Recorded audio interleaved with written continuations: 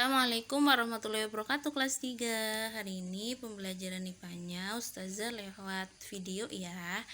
Ini ada di mana? Ini pakai buku yang tema 1, bisa dibuka di halaman 1.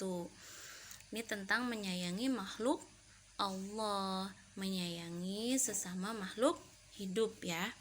Jadi makhluk hidup di sekitar kita itu ada banyak ya.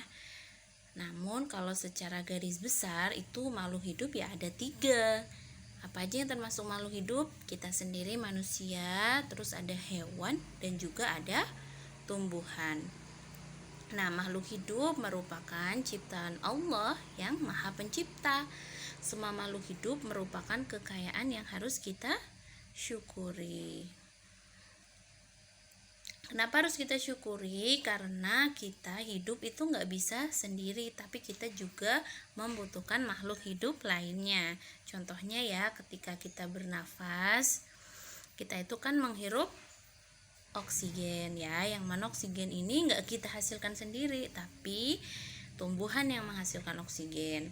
Atau kemudian untuk kebutuhan makanan, kita banyak mengambil dari tumbuhan dan juga hewan. Nah, setiap makhluk hidup memiliki ciri-ciri tertentu. Ciri-ciri itu adalah tanda-tanda ya, yang kemudian membedakan dia dengan makhluk yang tak hidup. Nah, sebagian besar makhluk hidup itu memiliki ciri yang sama, yaitu ya yang membedakan makhluk hidup dengan tak hidup. Yang pertama bergerak. Makhluk hidup itu bergerak ya. Kemudian ada bernafas. Bernafas ini menghirup oksigen dan mengeluarkan karbon dioksida. Terus ada berkembang biak, bertambah jumlahnya ya, bertambah banyak. Ada tumbuh.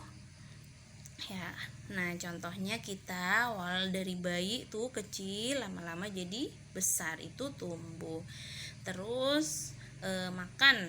Nah, lebih lengkapnya membutuhkan makanan dan minuman. Kemudian peka terhadap rangsang ya.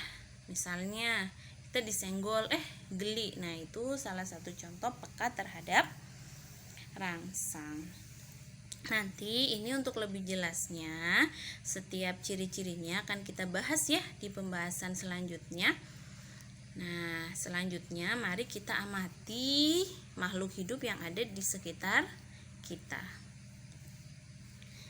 Sebentar. Oke, dari yang pertama kita mengamati laba-laba. Nah, laba-laba ini salah satu hewan yang menjadi nama surat dalam Al-Qur'an ya. Ya, ini ada surat Al-Ankabut, yaitu surat yang ke-29, artinya adalah laba-laba. Laba-laba memiliki ciri-ciri atau tanda-tanda, yaitu dapat bergerak. Dengan cara apa laba-laba bergerak? Dia itu merayap. Kemudian memiliki rumah yang terbuat dari jaring yang keluar dari tubuhnya. Dia juga memerlukan makanan. Makanan laba-laba apa sih? Makanannya adalah serangga. Biasanya serangga itu akan menempel dan kemudian terjebak di rumahnya, rumah laba-laba yang terbuat dari jaring halus. Nah, terus yang kedua, kita akan mengamati ikan. Ikan juga makhluk hidup. Ikan ternyata memiliki ciri-ciri yang sama dengan laba-laba. Apa aja sih persamaan ciri-ciri ikan yang sama dengan laba-laba? Nah, coba antum lihat di halaman 3. Nah, ini tugas antum adalah mengerjakan tugas yang ada di halaman 3. Nah, Ustazah kasih contoh. Di sini kan perintahnya tuliskan ciri-ciri ikan sebagai makhluk hidup yang kamu ketahui dari awal. Laba-laba dapat bergerak, ikan dapat. Nah, terus kemudian laba-laba bergerak dengan cara merayap, ikan bergerak dengan cara. Nah, silakan dilengkapi ya. Nah, kemudian dari 2 penjelasan tersebut, maka antum itu dapat menyimpulkan ciri-ciri makhluk hidup adalah ya dilihat dari laba-laba dan ikan.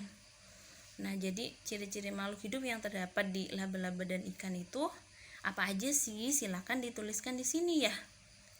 Nah, laba-laba dan ikan memiliki persamaan dalam cara berkembang biak. Berkembang biak itu bertambah banyak yang tujuannya adalah untuk mempertahankan jenisnya agar tidak punah atau nggak habis. Jadi dia harus melahirkan anaknya, dia harus bertelur agar jenisnya nggak punah atau nggak habis.